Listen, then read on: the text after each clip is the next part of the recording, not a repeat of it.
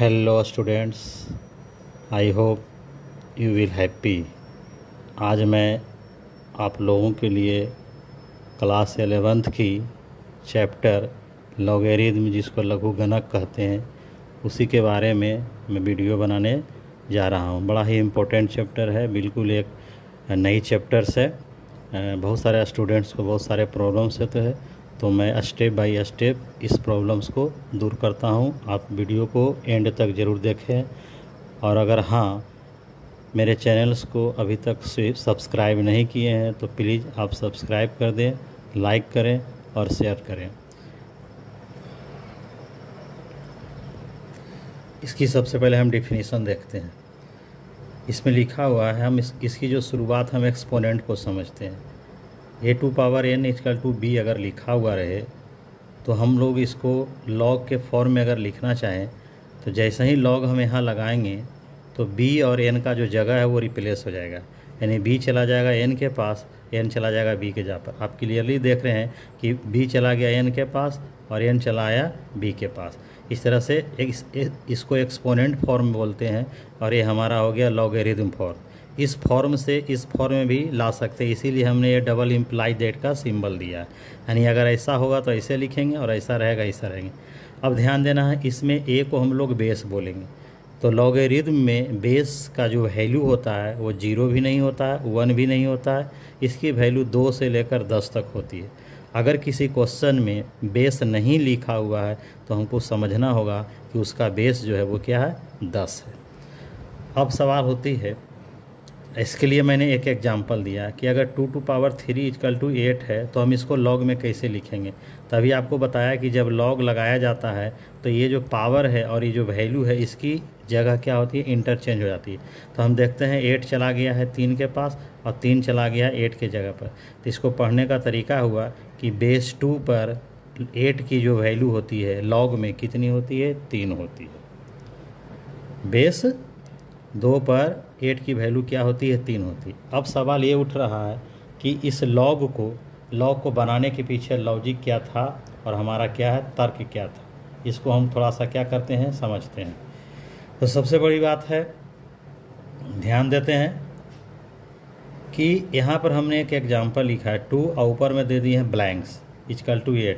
यानी ये क्वेश्चन कर रहा है कि इसकी पावर क्या दूँ, 2 की क्या पावर दूँ कि मेरी जो वैल्यू है वो 8 आ जाए। तो क्लियरली इस पावर की वैल्यू क्या हो जाएगी, 3 हो जाएगी। लेकिन अगर आपसे कोई पूछे कि 2⁵x है और = 5 है, तो बताइए कि x की वैल्यू क्या दें कि 2 को हम मल्टीप्लाई करें तो 5 आएंगे। तो क्लियरली है कि हमें कोई जवाब नहीं मिलेगा, क्योंकि कोई ऐसा नंबर है ही नहीं जिसको हम लोग पावर में लावे और मल्टीप्लाई करें तो 5 आ जाए। तो इसी ऐसे ही प्रश्न को ये सोल्व करेगा कौन, मेरा लॉगरिथम हमारा सोल्व करेगा। इस लॉगरिथम के हेल्प से हम स्क्वायर रूट निकाल सकते हैं, क्यूब रूट निकाल सकते हैं, मल्टीप्लाई कर सकते हैं, डिवाइड दे सकते हैं। ये सारा कुछ हम इस चैप्टर से कर सकते हैं। लेकिन इसके पहले आपको कुछ इसके फंडामेंटल्स, रूल्स और चीज़ को समझना होगा। तो आइए देखिए, समझते हैं। हम लोग एक्सपोनेंट में पढ़े हैं कि किसी भी चीज़ पर पावर 0 का वैल्यू क्या होता है, 1 होता है। तो 10⁻0 का वैल्यू 1 हो गया। अब अगर हम लॉग के नियमानुसार लिखेंगे तो पहले ही बताया गया कि ये दोनों इंटरचेंज होती है, ये दोनों इंटरचेंज हो जाएगा। नतीजा क्या हो जाएगा कि लॉग लगाएंगे 10, 1 चला जाएगा 0 के पास, 0 हो गया हुआ। इसको शॉर्ट में हम लिख दिया log 1, क्योंकि 10 हमारे यहाँ बेस का काम कर रहा है। तो बेस 10 पर या किसी भी बेस पर log 1 की वैल्यू क्या होती है, 0 होती है। क्योंकि यहाँ बेस को कुछ नहीं लिखा हुआ तो हम इसको क्या मानते हैं, हम लोग 10 मानते हैं। तो log 1 का वैल्यू क्या हो गया, 0। इसी प्रकार 10⁻1 = 10 होता है। अगर हम log की लैंग्वेज में लिखेंगे तो ये 10 चला जाएगा 1 के पास, 1 चला गया 10 के पास। नतीजा क्या हो गया, इसकी वैल्यू 1 होगी। इससे हमको ये पता चल गया कि log 10 की वैल्यू 1 होगी। हम शॉर्ट में लिख रहे हैं, यहाँ पर हमको शॉर्ट में लिख दिए, इसलिए log 10 की वैल्यू क्या होती है, 1। फिर log 10² = 100 है। अब ये क्या हो गया, इंटरचेंज हो गया। तो यहाँ पर भी हम देखते हैं कि log 100 का वैल्यू कितना आता है, 2 हो गया। इससे पता चलते जाएगा जितना 0 बढ़ता चला जाएगा और एक 0 की कम, एक 0 है तो एक आंसर, 2 0 2 आंसर, 3 0 3 आंसर, और log 1 की वैल्यू क्या हो जाएगी, 0 होगा। log 10 का वैल्यू यानी डायरेक्ट हम लिख सकते हैं, कहीं पर log 10 रहेगा तो आराम से लिख सकते हैं, कहीं कोई दिक्कत नहीं है। अब हम यहाँ पर कुछ फार्मूला लिख दिए हैं।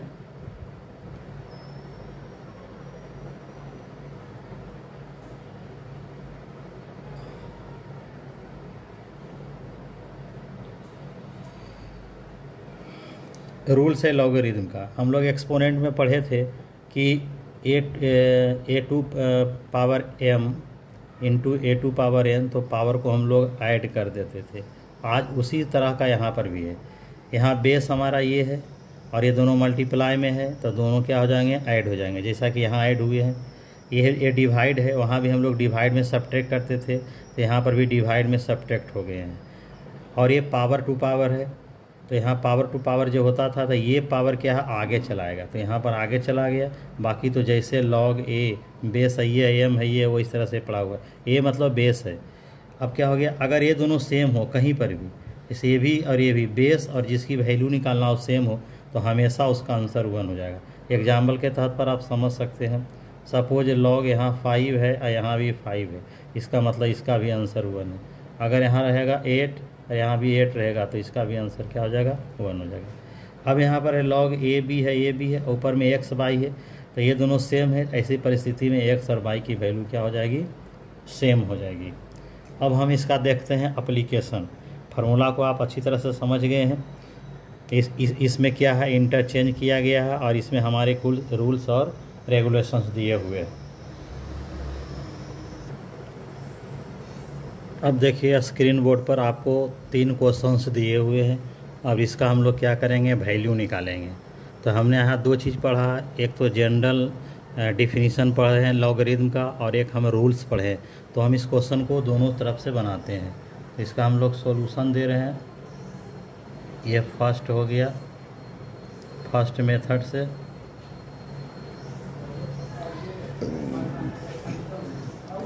फर्स्ट मेथड में है, हम इसको ऐसे लिख सकते हैं log 5। अब इसको हम एक्सपोनेंट के फॉर्म में लिख देते हैं, तो 125 को 5 पर पावर 3 लिखेंगे। नियमानुसार 3 आगे आ जाएगा, log यहाँ और ऐसे।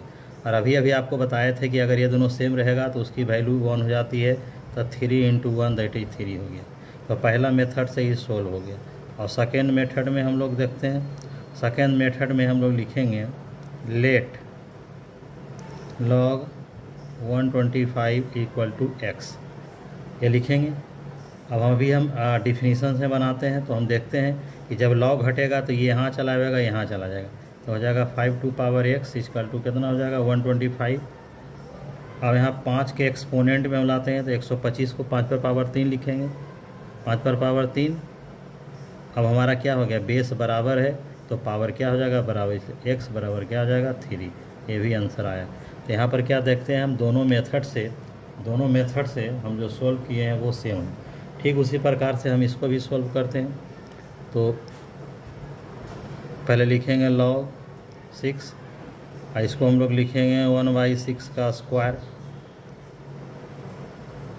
log 6 है, ऊपर चला जाएगा तो 6 पर पावर -2 हो जाएगा। अब ये नियमानुसार -2 इधर चला जाएगा, यहाँ हो जाएगा log 6 और 6, और उसके बाद हो जाएगा -2। और ये हम देख रहे हैं कि ये दोनों इक्वल है, इसलिए उसकी वैल्यू 1 हो जाएगा, यानी हो जाएगा -2। यह आंसर हो गया। हम लोग इसको सेकंड मेथड से भी देख सकते हैं। सेकंड मेथड में वही लिखेंगे लेट log 6 और इक्वल टू हम लोग x सपोज करेंगे, x सपोज कर लेंगे। अब जैसा ही x सपोज करेंगे तो मेरा क्या हो जाएगा कि ये log जो ही हटेगा तो x यहाँ चला जाएगा, 1/36 यहाँ चला जाएगा। 1/36 को इस तरह से लिखेंगे, ऊपर चला जाएगा तो इस तरह लिखेंगे। अब देख रहे हैं कि दोनों का बेस बराबर है, इसलिए पावर क्या हो जाएगा, बराबर हो गया, इसलिए x का आंसर कितना हो गया, -2 आ गया। अब हम इस क्वेश्चन को देखते हैं। इसको प्रूव करने के लिए हम लोग को LHS और RHS चलना होगा। तो LHS में लिखा हुआ है log 12, तो हम लिखते हैं log 12। अब इसको हम ब्रेक करते हैं। अगर हम ब्रेक करेंगे तो सबसे पहले हो जाएगा log 2 स्क्वायर और प्लस क्या हो जाएगा, 2 दूनी 4 तिया 12, मल्टीप्लाई हो जाएगा इस तरह से। अब हो जाएगा मल्टीप्लाई है तो फार्मूला नंबर 1 लगावेंगे, मल्टीप्लाई है तो दोनों प्लस में हो जाएगा। अब हम जानते हैं पावर है तो पावर आगे चला जाता है फार्मूला नंबर 3 के अनुसार, ये हो जाएगा log 3। इस तरह से मेरा RHS आ गया और ये प्रूव हो गया। इस तरह से हमारे पास इस तरह से एप्लीकेशन होते हैं। अब हम नेक्स्ट क्वेश्चन को देखते हैं। इसमें गिवन है log 2 की वैल्यू गिवन है, log 3 की वैल्यू गिवन है, आपको log 12 का वैल्यू निकालना है। अब देखते हैं कैसे निकलती है। तो पहले हम लोग लिखते हैं log 12 को हम लोग ब्रेक करते हैं। तो अभी अभी हमने ब्रेक किया था log 12 को, 2 पावर 2 मल्टीप्लाई 3 होता है। अब एक्सपोनेंट का रूल लगा लेते हैं। तो log हो जाएगा 2 पावर प्लस हो जाएगा log 3। अब हम इसको लिखेंगे 2 log 2 प्लस log 3। अब करना कुछ नहीं है, वैल्यू हम लोग को दे देना है। 2 log 3 का वैल्यू हो जाएगा 0.3 प्लस log 3 का वैल्यू हो जाएगा 0.47। इस तरह से हम लोग मल्टीप्लाई कर देंगे। मल्टीप्लाई करने के बाद हो जाएगा इतना आ जाएगा प्लस 0 0 और ऐड करके हो जाएगा 10790। इस प्रकार से हम लोग क्या करते हैं, वैल्यू निकाल लेते हैं। अब हम अगले क्वेश्चन की ओर देखते हैं। तो मेरा क्वेश्चन नंबर 4 है कि if a² plus b² equal to 7ab, prove करना है log 1/3 a plus b equal to 1/2 log a plus log b। अब इसको हम लोग देखते हैं। तो सबसे पहले लिखेंगे we have a² plus b² equal to 7ab है। आप अलजेब्रा का फार्मूला a² प्लस b² आप जानते हैं कि a plus b whole square minus 2ab होता है, उसी को अप्लाई कर देते हैं। तो मेरा यहाँ पर हो जाता है a प्लस बी का होल स्क्वायर इक्वल टू उधर चला जाएगा तो 9ab हो गया। और 9ab को 3 और रूट ab का होल स्क्वायर भी लिख सकते हैं। अब क्या करते हैं, अब हम दोनों बेस पावर बराबर है तो बेस क्या हो गया, बराबर हो गया। अब इसको हम एक्सपोनेंट के नियमानुसार लिख देते हैं। तो ये पावर 1/2 हो जाएगा। अब इसको 3 इधर ले आते हैं, सटा के क्या हो जाएगा, बटा। ये देखिए बटा हो गया, इस तरह से हो गया। अब हम लोग लिखते हैं टेकिंग लॉग बोथ साइड्स, दोनों तरफ हम लोग लॉग लेते हैं। टेकिंग लॉग बोथ साइड्स, तो मेरा क्या हो जाएगा log a प्लस b/3, इधर हो जाएगा log ab पर पावर 1/2। नियमानुसार 1/2 आगे जाएगा और यहाँ हो जाएगा log ab। अब इसी को हम लोग दो लिख सकते हैं, 1/2 log मल्टीप्लाई है तो log a और log b होगा। मल्टीप्लाई में ऐड होता है, नहीं कि मल्टीप्लाई होता है। यहाँ पर हो गया 1/3 a प्लस b और इस तरह से दे देंगे, प्रूव्ड हो गया।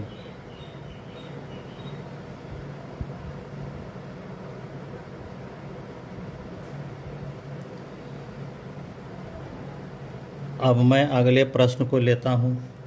क्वेश्चन नंबर है ये 3 था, 4 था और क्वेश्चन नंबर है मेरा क्या है, 5 है। 5 में कह रहा है कि वैल्यू निकालिए कि log 4 है ना, और फिर हमारा हो जाएगा log 3 81 इक्वल टू वाट। इसकी वैल्यू क्या होगा। अब हम इसको सोल्व करने जा रहे हैं। इस ढंग के क्वेश्चन को भी हम लोग थोड़ा सा देखते हैं। तो इसकी स्टार्टिंग सबसे लास्ट से आप कीजिए। यहाँ बेस 3 है तो इसको भी बेस 3 में आप कन्वर्ट कर दीजिए। तो ये हो जाएगा 3, तो ये 3 टू पावर 4। अभी 4 आगे आ जाएगा तो हो जाएगा log 3 और 3। जैसा कि हम जानते हैं कि जब ये दोनों सेम होता है तो उसकी वैल्यू 1 हो जाती है। और आप इसको उसी तरह से लिखते चले जाएं।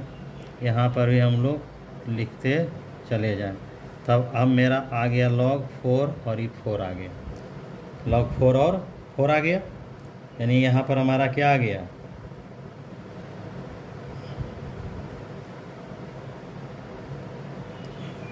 और हम जानते हैं दोनों सेम रहता है, उसकी वैल्यू क्या होती है 1। इसलिए आंसर मेरा क्या आ गया, 1 आ गया।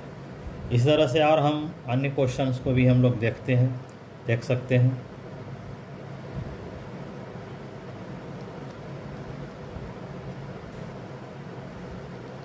क्वेश्चन नंबर हम लोग